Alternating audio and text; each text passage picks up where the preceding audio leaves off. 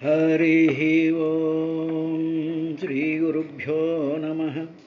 किरियैधरयेत्तिन हरि करि सरसिजमुकुळमेत्तुगति त्रिभुवनशङ्करकरुडै गोवर्धनगिरियेत्तेंचक्कनొక్క లీలన్ దండిని బ్రహ్మాండంబులు చెండుల క్రియబట్టి ఎగుర జిమ్మెడు హరికిన్ కొండ పెకలించి ఎత్తుట కొండొక పనిగాక యొక్క కొండాతలపన్ బాలుండాడుచు ఆతపత్రమని సంభావించి పూగొత్తి కెంగెలందాల్చిన లీల లేనగవుతో కృష్ణుండు తానం మహాశైలంబున్ వలకెలదాల్చి విపుల ఛత్రంబుగా బట్టెనాభీలాభ్రాచ్యుత దుశ్శిలాచకిత గోపీ గోపగోపంతికి బాలుండీతడు కొండదొడ్డది మహాభారంబు సైరింపగా జాలండోయని దీని క్రింద నిలువన్ శంకింపగా పోలదు ఈ శైలాంభోనిది జంతు సంయుత ధరా చక్రంబుపై బడ్డ నాకేలు అల్లల్లాడదు బంధులార నిరుడీ క్రిందన్ ప్రమోదంబునన్ రాజీవక్షునిచే ఒక రజీవము భంగి శైలరాజము మెరసెన్ రాజేంద్ర మీద మధుకర రాజిక్రియ మెఘరాజిరాజిల్లెగడున్ ఏడేండ్ల బాలుడెక్కడ క్రీడంకరి తమ్మి ఎత్తు క్రియ ఇందరముంజూడ గిరి ఎత్తుటెక్కడ వేడుకనొక చేత నేడు వెరగౌగాదే నా వెంటి వెర్రి వారిని శ్రీవల్లభ నీవు శాస్తి చేసితివి నేవేనింగావరము మాని పెద్దల త్రోవల జరుగుదురు బుద్ధితోడు తనీష ఒక్కొక్క లోకముగా చుచునెక్కుడు గర్వముననేమి ఈశులమనుచున్ చొక్కి నను బోటి వెర్రులు నిక్కము నీ మహిమ తెలియనేరనంత బంధవమునైన పగనైన వగనైన ప్రీతినైన ప్రాణభీతినైన భక్తినైన హరికి పరతంత్రులైయుండు జనులు మోక్షమునకు జనుదురధిప. హరి ఓం శ్రీ గురుభ్యో నమః. నిన్నటి కార్యక్రమంలో కపిల మహర్షి తల్లి అయినటువంటి దేవహూతికి మోక్ష భగవంతుడు అనేటువంటి ఆ స్వయం జ్యోతి స్వరూపంలో ముక్తుడై జీవన్ముక్తుడై ఆ మహాజ్యోతిలో కలిసిపోవడం అనేటువంటి విధానానికి కావలసినటువంటి యోగ లక్షణాలు ఏవైతే ఉన్నాయో ఆ 25 యోగ లక్షణాలు, తర్వాత ప్రాణాయామము మొదలైనటువంటి క్రియలను ఆయన వివరించి చెప్తూ ఉన్నాడయ్యా అని చెప్పి విదురుడికి మైత్రేయ మహర్షి చెప్తూ ఉండేటువంటి విధానాన్ని అక్కడ గంగానదీ తీరంలో సుఖబ్రహ్మ పరీక్షణ్ మహారాజుకి చెప్తూ ఉన్నాడు అని చెప్పి సూత మహర్షి సౌనికాది మహర్షులకి నైమిషారణ్యం చెప్తూ ఉండేటువంటి 28వ అధ్యాయంలో 3, 4, 5, 6 శ్లోకాలని మనం చూస్తూ ఉన్నాం. నిన్న చూసినటువంటి దాంట్లో ఏమిటంటే గ్రామ్య ధర్మ నివృత్తిశ్చ మోక్షధర్మ రతిస్తథా మితమేజాదనం శశ్వద్వివిక్త క్షేమ సేవనం. అమ్మ 5వదైనటువంటి గ్రామ్య ధర్మ నివృత్తి చేయాలి. అదేవిధంగా మోక్షధర్మమునందు రతి అంటే ఆసక్తి పెంచుకుంటూ ఉండాలి. అదేవిధంగా మితమైనటువంటి ఆహారాది పనులు చేస్తూ ఉండాలి. అదేవిధంగా ఎప్పుడూ కూడా ఏకాంతం పీడలేనటువంటి ఏకాంతమైనటువంటి స్థితిలో కనీసం 2-3 గంటల పాటు మనసుని ఏకాంతంగా పెట్టుకుని ఏ విధమైనటువంటి అవుట్ సైడ్ డిస్టర్బెన్సెస్ ఏమీ లేకుండా, అది మనుషులే కావచ్చు, వస్తువులే కావచ్చు, ఏవైనా కావచ్చు, ఆ ఏకాంతంగా మనసును నిలబెట్టడం అనేటువంటి స్థితిని చెయ్యాలమ్మా అన్నాడు. ఎందుకు ఈ స్థితిని చెయ్యాల్సి వస్తుంది అంటే ఎప్పుడూ కూడా మనసు ఖాళీగా మామూలుగా కూర్చున్నాం అనుకోండి, వెంటనే మనసుకి ఏదో అనిపిస్తుంది, ఏదో పుస్తకం చదువుదాం, ఈ చీపురిచ్చుకుని ఇక్కడ చూద్దాం, లేకపోతే అక్కడికి వెళ్దాం, గేటు దగ్గరికి వెళ్దాం, అది చూద్దాం, ఇది చేద్దాం, అలా చేద్దాం, ఇలా చేద్దాం అని ఆ మనసుని నిరంతరము పరిగెత్తించేటువంటి క్రియాశీలం చేసేటువంటి ఆ గుణం ఉంది చూసారా, దాన్ని రజోగుణము అంటారు. కాబట్టి ఈ రజోగుణం అనేటువంటిది ప్రాకృతికంగా స్వభావసిద్ధంగా ఉంటుంది కాబట్టి ఆ రజోగుణాన్ని మీద మనం జయం సాధించడం కోసం అని చెప్పి ఏకాంతం అనేటువంటిది చెప్పారు. ఏకాంతము అనేటువంటిది అంటే ఏమిటనమాట, మనసుని ఏకాంతంగా ఉంచుకోవాలి, శరీరాన్ని ఏకాంతంగా ఉంచుకోవాలి. చాలామంది అడుగుతాం, ఏమండి మీరు అసలు ఈ మధ్యన కనిపించడం మానేశారు ఏమిటండి, ఎందుకు కనిపించడం, నీకు కనిపించేటప్పుడు నువ్వు ఎలా ఉన్నావు, బీపీ టాబ్లెట్స్ వేసుకుంటున్నావా, అవి వేసుకుంటున్నావు, ఇక్కడికి రావటం లేదేమిటి, అక్కడికి రావటం లేదు, నీకు ఇది వచ్చిందా అది వచ్చిందా. ఏకాంతం అంటే ఏమిటి, మామూలుగా ఆ సంపర్కం లేనటువంటి స్థితిని, ఎందుకంటే మనసుకి ఆ సంపర్కం కలిగించేటువంటి ఒక బ్యాడ్ లక్షణం ఉంది, బ్యాడ్ అయినా గుడ్ అయినా సరే. కాబట్టి ఈ విధమైనటువంటి స్థితిలో ఉండడం అనేటువంటిది మోక్ష మార్గానికి కారణమవుతుందమ్మా అని చెప్పిన తర్వాత అహింస సత్యం అస్తేయం యవదర్థ పరిగ్రహ అని 12 వరకు నేను చూసాం. యావత్ అర్ధ పరిగ్రహ, మన శరీరానికి మన మనసుకి ఎంత కావాలో అంత మాత్రమే పరిగ్రహిస్తూ ఉండాలి. కాబట్టి ఇది అయిన తర్వాత బ్రహ్మచర్యం, బ్రహ్మచర్యంలో ఉండాలి. తర్వాత తపస్సు చేస్తూ ఉండాలి అన్నాడు. ఇప్పుడు బ్రహ్మచర్యం అంటే బ్రహ్మచారులు పాటించాల్సినటువంటి బ్రహ్మచర్యాశ్రమ ధర్మాలు ఉండాలి. అదేవిధంగా సంసారులు కూడా బ్రహ్మచర్యంలో ఉండడం అనేటువంటిది ఒక పద్ధతిని అనుసరిస్తూ ఉండాలమ్మా. అదే ఇంక రెండవది అర్థం ఏమిటంటే బ్రహ్మ అంటే ఆత్మతత్వమునందు చరిస్తూ ఉండడం అనేటువంటిది. పరమాత్మ అన్నిట్లోనూ పరమాత్మ యొక్క దివ్యమైనటువంటి చైతన్య స్వరూపం ఒకటి ఉంది అని చెప్పి ఆ బ్రహ్మ చైతన్యంలో, ఆ ఆత్మ చైతన్యంలో, ఆ వెలుగుల్లో మన మనసుని కాసేపు చరింపజేయడం అనేటువంటిది బ్రహ్మచర్యం కూడా అవుతుంది. తర్వాత తపస్సు చేయాలమ్మా. తపహ అంటే అర్థం ఏమిటి, మామూలుగా అర్థం ఏంటంటే తపహ అంటే తప్పించుట అని అర్థం, తప్పించడం అనమాట. మామూలుగా చిన్నపిల్లలు అనుకోండి, ఆ పిల్లవాడికి ఒరే నీకు ఏదో సైకిల్ తెస్తాను, ఏదో చాక్లెట్ తెస్తాను అన్నా ఉంటాను బజార్కి వెళ్తున్నప్పుడు. ఆ పిల్లవాడు ఏం చేస్తాడు, తప్పిస్తూ ఉంటాడు. ఇంకా మా తాత రాలేదు, మా నాన్న రాలేదు, చాక్లెట్ తెస్తా అన్నాడని చెప్పి వాడికి ఒళ్ళంతా వేడెక్కిపోయి గేట్ దగ్గర నుంచి వచ్చి మళ్ళీ ఇక్కడికి వచ్చి అమ్మ ఇంకా రాలేదేంటి, ఇంకా చాక్లెట్ లేదు అనే తపన ఉంది చూసారా. ఆ తపన అనేటువంటిది చిన్నప్పటి నుంచి చచ్చే వరకు కూడా ఈ మానవులందరికీ ఏదో ఒక విధమైనటువంటి తపన ఉంటుంది. ఏ తపన ఏమిటంటే అమ్మా గుళ్ళోకి వెళ్ళిపోవాలి, లేకపోతే ఆ షాప్కి వెళ్ళిపోవాలి, లేకపోతే ఆ మార్కెట్కి వెళ్ళిపోవాలి, అక్కడికి వెళ్ళిపోవాలి, ఇక్కడికి వెళ్ళిపోయి అక్కడ మన వాళ్ళందరినీ చూసేయాలి, వాళ్ళు రాకపోతే ఏమిటి, వీళ్ళు రాలేదేమిటి అనేటువంటి ఒక తపన, ఒక రకమైనటువంటి భావం ఉంటుంది చూసారా.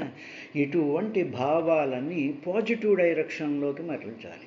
అంటే ఏమిటి, మనం తప్పించేటువంటిది దేని మీద ఉండాలి అంటే భగవంతుడి యొక్క పారాయణంలోనో స్తోత్రాల్లోనూ ఉండేటువంటి అర్థాలు, ఆ అర్థాల్లో నుంచి వచ్చినటువంటి భావం, ఆ భావాన్ని ఒక దృశ్యం కింద మార్చుకోవడానికి మనం తప్పిస్తూ ఉండాలి. అంతేగాని ఇవాళ ఏమిటి, వీళ్ళు రాలేదేమిటి, వీళ్ళు ఎందుకు రాలేదో పాపం, ఒంట్లో బాగోలేదో లేదో అని ఊరికనే తప్పించిపోతూ ఉండడం అనమాట. అస్తమాను గేటు వైపుకు చూస్తూ ఉండడం, మళ్ళీ బుర్ర ఉంచుకుంటడం, మళ్ళీ గేటు వైపు చూస్తూ ఉండడం. ఈ విధమైనటువంటి తపన, ఇది కాదు తపన అంటే. తపస్సు భగవంతుడి కోసం తప్పించడం అనేటువంటిది ఉండాలి. శౌచం అంటే శుభ్రంగా ఉండాలి. శుభ్రంగా స్నానం చేయడం, పూసుకోవలసినటువంటి లేపనాలు ఏవైనా ఉంటే అవి చేస్తూ ఉండడం. అదేవిధంగా సమస్తమైనటువంటి నోరు, కళ్ళు, చెవులు, ఇటువంటి భౌతికమైనటువంటి శౌచము ఉండాలి. అదేవిధంగా ఆంతరికమైనటువంటి శౌచం కూడా ఉండాలమ్మా. అయిన తర్వాత స్వాధ్యాయం అంటే వేదాధ్యయనం చేయడం. మనం వేదాలు అధ్యయనం చేయలేం కాబట్టి పురాణాలు ఉంటాయి. చాలా సంక్షిప్తంగా ఉండేటువంటి 18 పురాణాలు కూడా ఉంటాయి. అదేవిధంగా కొంచెం విపులంగా ఉండేటువంటి పురాణాలు పుస్తకాలు దొరుకుతుంటాయి. అదే భారతం కానీ భాగవతం కానీ ఒక అరగంట పాటు, కనీసం జీవితంలో ఒక అరగంట పాటు ఏదో ఒక పురాణం భాగవతము ఏదో ఒక్క అరగంట పాటు ఆ పుస్తకాన్ని తీసుకున్నట్లయితే మన కాలక్షేపం అవుతుంది, ఆ చదివినటువంటి పుణ్యం కూడా వస్తుంది. అంతేకాకుండా దాంట్లో ఉండేటువంటి విశేషాలు మనకి తెలుస్తూ ఉంటాయి. అందులో ఏం చెప్పారు ఆ పురాణం, అరగంటే 10 పేజీలే, అంతకన్నా ఎక్కువ చదవక్కర్లేదు. ఇలా ఈవేళ 10 పేజీలు చదివితే దాని మీద ఇంట్రెస్ట్ కానీ మనకు కుదిరింది అంటే రేపొద్దున 15 పేజీలు చదువుతూ ఉంటాం. కాబట్టి ఈ విధంగా స్వ అధ్యయనం, తను అధ్యయనం చేస్తూ ఉండాలి. ఇలా అధ్యయనం చేయడం వల్ల మనసు వికసిస్తూ ఉంటుంది, బ్రెయిన్ పెరుగుతూ ఉంటుంది. అప్పుడు పరమాత్మ యొక్క అద్భుతమైనటువంటి తత్వం తెలుస్తుంటుందమ్మా అని చెప్పిన తర్వాత పురుషార్చనం 17వదైనటువంటి పురుషార్చనం చెప్పాడు. పురుషుడు అంటే అన్నిటిలోనూ కూడా పూరించబడి ఉన్నటువంటి పరమాత్మని అర్చన చేస్తూ ఉండాలి. నిన్నటి దాంట్లో ఏం చెప్పారు అంటే ఆత్మవిత్ చరణార్చనం. ఆత్మతత్వం తెలిసినటువంటి వాళ్ళని మనకి గురువులుగా మానసికంగా స్వీకరించి వాళ్ళను తలుచుకుంటూ స్వామి నా మనసు, నా బుద్ధి, నా ఆలోచన, నా ఆసక్తి ఆ పరమపురుషుడైనటువంటి పరమాత్మ మీద ఉండేటట్టు మీరు నన్ను గైడ్ చెయ్యండి, మీరెప్పుడు నన్ను నా హృదయంలో ఉండండి, మీ ద్వారా నేను ఆ పురుషార్చనం, నా పరమపురుషుడిని పూజ చేస్తాను అని వీరిని ప్రార్థించిన తర్వాత విష్ణుమూర్తినో రామున్నో లేకపోతే అమ్మవారినో ఎవరినో ఒకరిని మనసులో అర్చన వెళ్ళిపోక్కర్లేదు. ఈ కొంపలో వదిలేసేసి గొళ్ళ మీద పరిగెత్తాల్సిన పనేం లేదు. హాయిగా ఇంట్లో కూర్చోండి, రిలాక్స్డ్గా కూర్చోండి. ఆ పురుషుడిని, ఆ పరమాత్మ యొక్క ఫోటోను లేకపోతే దాన్నో చూస్తూ ఏదో అర్చన చేస్తున్నట్టు భావన చేయడం అనేటువంటిది ప్రాక్టీస్ చేస్తే అది మనసుని శుద్ధిపరిచేటువంటి విధానంగా ఉంటుందమ్మా అని చెప్పిన తర్వాత శ్లోకంలో మౌనం సదా ఆసనజయం స్థైర్యం ప్రాణజయశనై ప్రత్యాహారశ్చేంద్రియాణం విషయాన్ మనసా హృది. అమ్మ తరువాత మౌనంగా ఉండాలమ్మా అన్నాడు. ఎందుకు మౌనంగా ఉండాలంటే మనం వాగుతున్న కొద్దీ మన ఎనర్జీ తగ్గిపోతుంది. భౌతికంగా లౌకికంగా జరిగేటువంటి విధానం ఇది. తర్వాత మౌనంగా ఉండడం వల్ల ఏమవుతుందంటే మన మనసుకి బలం పెరుగుతుంది. ఎందుకు అంటే మనసులో కలిగేటువంటి ఆలోచనలు, అక్కడ ఉండేటువంటి ఉత్సాహాలు నిరుత్సాహాలు ఏవో అవి అలజడి చేసి మన నోటి ద్వారా వాటిని బయట పెట్టేటట్టు చేస్తుంది వాగుడు. పనికిరానటువంటి మాటలు ఇవన్నీ. ఈ పనికిరానటువంటి మాటలు మాట్లాడడం వల్ల నీ మనసు చెదురుతూ ఉంటుంది. కాబట్టి సాధ్యమైనంత వరకు మౌనంగా ఉండాలమ్మా. తర్వాత సదా ఆసనజయం, సదా ఎప్పుడు కూడా నీవు కూర్చున్నటువంటి ఆసనాన్ని స్థిరంగా కూర్చోవడం అనేటువంటిది నేర్చుకోవాలి. ఇప్పుడు చాలామందిని చూస్తూ ఉంటాం, ఏదో గుళ్ళోకి వస్తుంటే పారాయణం చేస్తుంటారు అనుకోండి, వాడు కుర్చీలో కూర్చుంటారు లేకపోతే కింద కూర్చుంటారు. కూర్చున్న తర్వాత పారాయణ చేస్తుండే ఓ పదం చదువుతుండే ఇటు చూడడం, ఇంకో పదం చదువుతుండే అటు చూడడం, ఓ శ్లోకం చదువుతుండే వీళ్ళు వచ్చారా వాళ్ళు వచ్చారా, వాళ్ళు ఏం చేస్తున్నారు వీళ్ళు ఏం చేస్తున్నారు, అటు చూడ ఇటు చూడ, ఫ్యాన్ వైపు చూడ. ఇలాగా ఆ మనసు ఆ ఆసనంలో కుర్చీలో కూర్చున్నంత మాత్రంలో మనసు మాత్రం ఆసన జయం చేయటం లేదు. కాబట్టి ఇది స్కూల్లో పిల్లలైనా సరే, ఆఫీసులో పనిచేసేటువంటి వర్కర్స్ అయినా సరే, ఇంట్లో కూర్చున్నటువంటి వాళ్ళైనా, ఇది గుళ్ళో వాళ్ళకే సంబంధం అని కాదు, ఎక్కడైనా సరే సదా ఎల్లప్పుడూ కూడా ఆసన జయం స్థైర్యం. స్థైర్యం అంటే స్థిరంగా ఉండడం. ఒక ఆసనంలో మనం కూర్చున్నాము అంటే దీన్ని కూడా మనం ప్రాక్టీస్ చేయాలి. ఎందుకు అని ప్రశ్న కానీ మనం వేసినట్లయితే, లాజికల్గా ఆలోచించినట్లయితే, స్థిరంగా కూర్చోవడం అనేటువంటిది ఉన్నప్పుడు ఆ స్థిరత్వం, ఆ కదలన్నటువంటి తత్వం ఏం చేస్తుందంటే మనసుకి ఈ స్థిరత్వం వెళ్ళి ఓహో ఈ బాడీని నేను స్థిరంగా కూర్చోబెడుతున్నాను అనేటువంటి ఆ స్థిరత్వం, ఆ స్థితిని మనసు గ్రహిస్తుంది. కాబట్టి మనసు గ్రహించి మనసు ఏం చేస్తుంది అంటే శరీరానికి స్థిరత్వాన్ని కలిగించేటువంటి విధానం చేస్తూ ఉంటుంది. కాబట్టి ఆసన జయం స్థైర్యం, ఆ స్థైర్యాన్ని మనం ప్రాక్టీస్ చేయాలమ్మా అని ఆయన చెప్పాడు. అందువల్లే మహానుభావులైనటువంటి వాళ్ళు గంటల కొద్దీ వాళ్ళు సేమ్ ఆసనంలో వాళ్ళు అలా ఉంటారమ్మా అన్న తర్వాత. అందుకని చూడండి, పిల్లలు స్కూల్లో కూడా పిల్లలకి ముక్కు మీద వేసుకుని ఇటు అటు కదలకుండా స్ట్రైట్గా నడ్డి పైకి ఎత్తి కూర్చోండి అని టీచర్లు చెప్తూ ఉంటారు. ఎందుకు చెప్తూ ఉంటారంటే బాడీకి మైండ్కి లింక్ ఉంటుంది. శరీరం కదిలిపోవడం ప్రారంభిస్తోంది అంటే మనసు కదిలిపోతున్నట్టు లెక్క. ఇప్పుడు శరీరాన్ని మొట్టమొదటి మనం స్థిరంగా నిలబడడం ప్రారంభిస్తే ఆటోమేటిక్గా శరీరం యొక్క ఆ స్థితి మనసుని కంట్రోల్ చేస్తుంది, మనసు యొక్క స్థితి శరీరాన్ని కంట్రోల్ చేస్తుంది. కాబట్టి సదా ఆసనజయస్థైర్యం. ఇది అయిన తర్వాతమ్మా ప్రాణజయశ్చనై, నెమ్మదిగా శనై మెన్నదిగా ప్రాణజయ, శ్వాసను జయించను. ప్రాణాలంటే ఇక్కడ శ్వాస అని అర్థం. అంటే ఏమిటనమాట, మనకు నెమ్మదిగా ఒక రెగ్యులర్ ఫ్యాషన్లో ఒక రకమైనటువంటి క్రమశిక్షణగా ఊపిరి పీల్చడం వదలడం, పీల్చడం వదలడం, దీన్నే మామూలుగా ప్రాణాయామ క్రియల్లో చెప్తూ ఉంటారు. ఆ విధంగా ప్రాణజయ శనై నెమ్మదిగా చెయ్యాలి. తరువాత ఇంద్రియాలను మనసుతో విషయాల నుండి ప్రత్యాహారం చేయాలి. అంటే ఏమిటి ప్రత్యాహారం చేయడం అంటే వెనక్కి లాక్కోవడం అన్నమాట. వాటిని అంటే ఏమిటి, మనసు ద్వారా ఇంద్రియములను వెనక్కి లాగుకుంటూ ఇలాగ లాగుకున్నటువంటి ఆ ఇంద్రియాలని హృదయంలోకి వాటిని నింపేయాలి. అదనమాట ప్రత్యాహార. ఇంద్రియాణం విషయాల నుంచి మనసు ద్వారానే ఆ పని చేయాలి. ఇది మన చెవుని ఇలా పైకి పీకేసేసి హార్ట్ ఓపెన్ చేసి దాంట్లో పెట్టమని కాదు. దాని అర్థం ఏమిటి అంటే మనసే ఏం చేస్తుందంటే ఇంద్రియాలు ఎవరో వచ్చారు అని చెప్పి గమ్మని చూస్తుంది. ఇంకా వీళ్ళు రాలేదేమిటి, అయ్యో వీళ్ళు రాకపోతే ఎలాగ మాకేం తోచడం లేదే, ఎంత పారాయణ చేసుకుంటున్నా వాళ్ళు రావాల్సిన వాళ్ళు రాలేదే అనేసేసి కళ్ళటు పరిగెడుతుంటాయి, చెవులటు పరిగెడుతూ ఉంటాయి, తర్వాత చూపులటు పరిగెడుతూ ఉంటాయి. ఇటువంటి పద్ధతులు కాదు.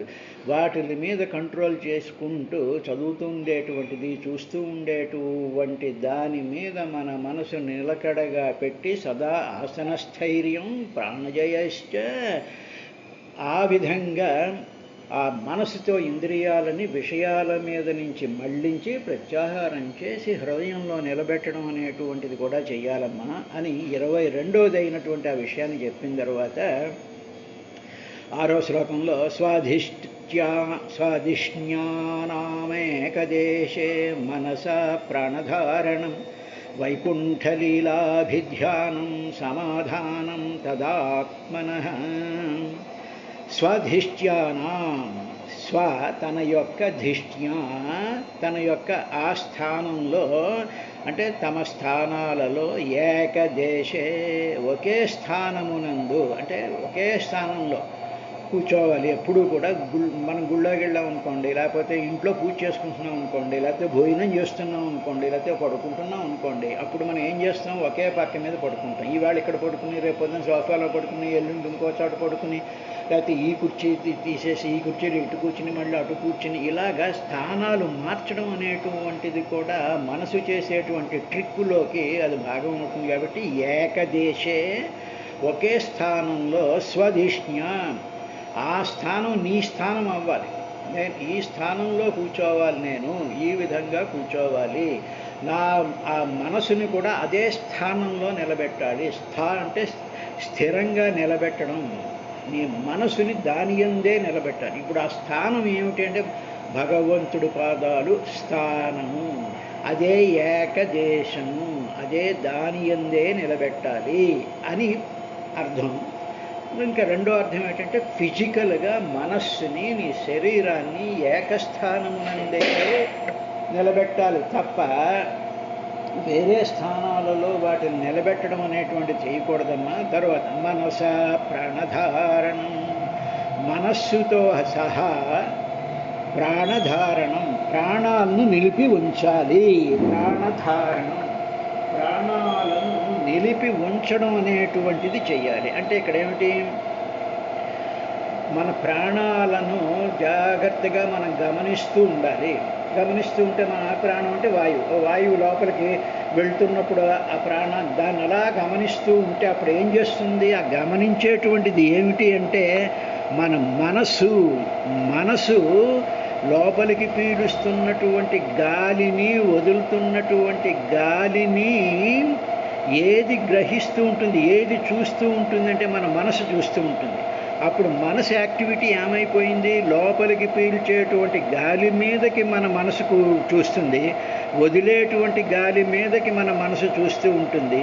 కాబట్టి ఇప్పుడు మనసు ఆటోమేటిక్గా కంట్రోల్ అవుతుంటుంది. కాబట్టి మనసా ప్రాణధారణం, మనసు ద్వారా ఆ ప్రాణాన్ని ధరించడం అనేటువంటి విషయాన్ని చెయ్యాలమ్మా. మనసా ప్రాణధారణం అన్న తరువాత అమ్మ ఇలాగా నీవు శ్వాసను గమనిస్తూ ఉండాలి. ఒక 15 నిమిషాలు అలాగ మనం పంతం బట్టి శ్రద్ధగా కూర్చుని దాని మీదే మనం దృష్టి పెట్టామనుకోండి, ఒక 5 నిమిషాల పాటు, 10 నిమిషాల పాటు, 15 నిమిషాల పాటు గాలి లోపలికి పీలుస్తున్నప్పుడు మనసులో చూస్తుండం, వదులుతున్నప్పుడు చూస్తుండం ఇలా చేయడం ప్రారంభించామనుకోండి 15 నిమిషాలు. ఒక ఛాలెంజ్ ఏమిటంటే అలా 3 సార్లు చేసేటప్పటికి మైండ్ మళ్ళీ ఆ బయటికి పరిగెత్తేస్తుంది. చాలు దీని నుంచి మనకి ఏమొచ్చింది అనేటువంటిది వస్తుంది. ఇవన్నీ ఎక్స్పెరిమెంట్స్ చెయ్యాలి. ఈ ఎక్స్పెరిమెంట్స్ చేయకుండా ఊరికినే నేనేదో కబుర్లు చెప్పేస్తే మీరు మిగతా వాళ్ళు వినేసేసా ఇవి చెయ్యాలండి అని చెప్పేయడం కాదు. మనం ప్రతిదీ కూడా ఇందులో భాగవతంలో కానీ సైన్స్లో కానీ ఏది చెప్పినా సరే దాన్ని ఎక్స్పెరిమెంట్ చేసి దాన్ని అనుభవంలోకి తెచ్చుకోవాలి. తెచ్చుకున్నప్పుడే మన సత్తా ఏమిటో మనకు తెలుస్తుంది. మనం ఎంతసేపు మన ప్రాణధారణని మనసా ప్రాణధారణం ఎంతసేపు చేయగలము అనేటువంటి ఎక్స్పెరిమెంట్ చేసి చూస్తే తెలుస్తుంది. మనం ఒక్కసారి 3 సార్లు చేసేటప్పటికి మళ్ళీ దాని నుంచి బయటపడిపోతూ ఉంటాం. దాని మీద శ్రద్ధ పెట్టాలి. ఆ విధంగా మనసా ప్రాణధారణం అయిన తర్వాత అమ్మ ఇవన్నీ కూడా ఏమిటి, మనసుని మనలో ప్రవర్తించేటువంటి ఆ గాలిని చూస్తూ ఉంటాం. అక్కడ మనసు లోపలికి పైకి వస్తున్నటువంటి గాలి. ఇప్పుడు అదేవిధంగా కొన్ని శరీరానికి సంబంధించినటువంటివి చెప్పాడు. ఒకటి ఏమిటి అంటే మౌనంగా ఉండడం, ఎప్పుడు కూడా ఆసనంలో స్థిరంగా ఉండడం, ఒకే ప్రాంతంలో కూర్చుంటూ ఉండడం, శరీరానికి ఆరోగ్యం కోసం అని చెప్పి మితంగా భోజనం చేస్తూ ఉండడం, తర్వాత ఏకాంతంగా ఉండడం, ఇవన్నీ కూడా శరీరానికి మనసుకి రెండిటి కాంబినేషన్తోనూ చెయ్యవలసినటువంటి విశేషాలు చెప్పాడు. తర్వాత బయట ఉండేటువంటి విషయాల మీదకి పరిగెత్తేటువంటి ఇంద్రియాలని నెమ్మదిగా దాంట్లో వెనక్కి లాక్కోవడం అనేటువంటిది ప్రాక్టీస్ కూడా చేసినట్లయితే అప్పుడు శరీరము మనసు కూడా మౌనంగా ఉండి అలజడి లేనటువంటి ఒక ప్రశాంతమైనటువంటి స్థితిలోకి వచ్చినప్పుడు అప్పుడు దాంట్లోకి భగవంతుడు వస్తాడు. ఇది ఎందుకు చెప్పారు అనేటువంటి విషయాన్ని కానీ కొంచెం జాగ్రత్తగా గమనించినట్లయితే, ఇప్పుడు ఇల్లు ఉందనుకోండి, ఇంట్లో హాల్ ఉంటుంది, ఆ హాల్లోనేమో ఏవో పేపర్లు బారేస్తారు, వాళ్ళు బారేస్తారు, పెట్లు బారేస్తారు, చిన్నపిల్లలు వస్తువులు బారేసేసి నానా గందరగోళంగా ఉందనుకుందాం. మనసు అటువంటిది. ఇప్పుడు ఎవరైనా ఒక గెస్ట్ లోపలికి వస్తున్నాము అని వాళ్ళు ఫోన్ చేయగానే మనం ఏం చేస్తామండి, ఇవన్నీ శుభ్రం చేసేసేసి ఇవన్నీ ఎక్కడికెక్కడ సర్దేసేసి నీట్గా చేసేసేసి ఇవన్నీ చేస్తున్నాం కదా. అదేవిధంగా భగవంతుడు లోపలికి రావాలి అంటే మనసులో ఉండేటువంటి ఈ పరమమైనటువంటి చెత్తలతో కూడుకున్నటువంటి వాటిని క్లీన్ చేయడం. ఆ క్లీనింగ్ ప్రాసెస్ మనం ఏం చేస్తామంటే వ్యాక్యూమ్ క్లీనర్తో చేసినట్టు మన హృదయం, మన శరీరంలో ప్రవహించేటువంటి గాలి అనేటువంటి దానితో, మనసు అనేటువంటి వ్యాక్యూమ్ క్లీనర్తో ఈ లోపలికి ప్రవేశించేటువంటి ఉచ్ఛ్వాస నిశ్వాసాలతో వాటిని క్లీన్ చేయడం అనేటువంటి ఆ ఫిజికల్ ప్రాసెస్ని ఈ విధంగా చెప్పిన తర్వాత అమ్మ ఇలా క్లీన్ చేసేసి అతిథి ఇంటికి వచ్చాడు కదా, అప్పుడు వైకుంఠ లీలాభిధ్యానం సమాధానం తదాత్మనః. అప్పుడు వైకుంఠ లీల అభిధ్యానం. ఇప్పుడు క్లీన్ అయిపోయిందిగా, ఇలాగ మనసు కంట్రోల్ అయిపోయింది, ఏకదేశంలో కూర్చున్నాం, మౌనంగా ఉన్నాం, ఆత్మవిత్ పాద చరణ అర్చనం చేసాం, ఆ పురుషోత్తముడి యొక్క అర్చన చేస్తూ ఉండేటప్పటికి మనసు అందులోకి వెళ్ళిన తర్వాత అప్పుడు శ్రీహరి యొక్క వైకుంఠ లీల అభిధ్యానం. వైకుంఠుడు అంటే శ్రీహరి. ఆ శ్రీహరి యొక్క లీలలు, ఆయన చేసి ఎత్తినటువంటి అవతారాలు, అక్కడి నుంచి మత్స్యావతారం దగ్గర నుంచి రామావతారం వరకు, కలికావతారం వరకు ఉండేటువంటి విశేషాలు, అలాగే కృష్ణుడు చేసినటువంటి అనేక రకాలైనటువంటి లీలలు, ఆ తర్వాత ఈ బ్రహ్మాండాల్లో తాను వ్యాపించిపోయి ఇంత మహత్తరమైనటువంటి సృష్టి విలాసాన్ని ఈ విధంగా చేస్తున్నాడు అనేటువంటి దాని ఆయన చేసిన ఈ లీలలు అంటే the acts that was done by the universal consciousness. ఆ చైతన్య మహాశక్తి ఎన్ని రకాలైనటువంటి లీలల్ని చేస్తూ ఉన్నది అనేటువంటి దాని మీద అభిధ్యానం, దానిని ధ్యానిస్తూ ఉండాలి. ఏమండి మత్స్యావతారం ఏం చేశాడంటే నీళ్ళల్లో వెళ్ళాడు, దాన్ని ఏదో వేదాలు తీసుకొచ్చాడు, వాడికి ఇచ్చాడు. నృసింహావతారంలో ఏదో వాడు పొట్ట చీల్చేశాడు. ఈ విధంగా చూస్తున్నాయి. లీలలు అంటే ఆ 10 అవతారాలకి సంబంధించినటువంటి పురాణ పఠనం చేస్తున్నప్పుడు అన్నీ వస్తూ ఉంటాయి. అదేవిధంగా మానవుడి యొక్క గుండె 100 ఏళ్ళు బతికితే 327 కోట్ల సార్లు మానవుడి యొక్క గుండె కొట్టుకుంటోంది అంటే అది కూడా భగవంతుడు లీలేగా. కాబట్టి భగవంతుడి లీలలు అనేటువంటివి ఒక అవతారాల వరకు సంబంధించినటువంటిది మాత్రమే కాకుండా సృష్టిలో మనం చూస్తూ ఉండేటువంటి ప్రతిదీ కూడా భగవంతుడి యొక్క లీల. ఇన్నిట్లోనూ కూడా నీవు ఉన్నావన్నమాట అని చెప్పి వైకుంఠ లీలాభిధ్యానం ఆ విధంగా మనం ధ్యానం చేస్తూ ఉండాలమ్మా. తరువాత ఆత్మనః, అప్పుడు ఆత్మనః అంటే ఇక్కడ బుద్ధి యొక్క సమాధానం.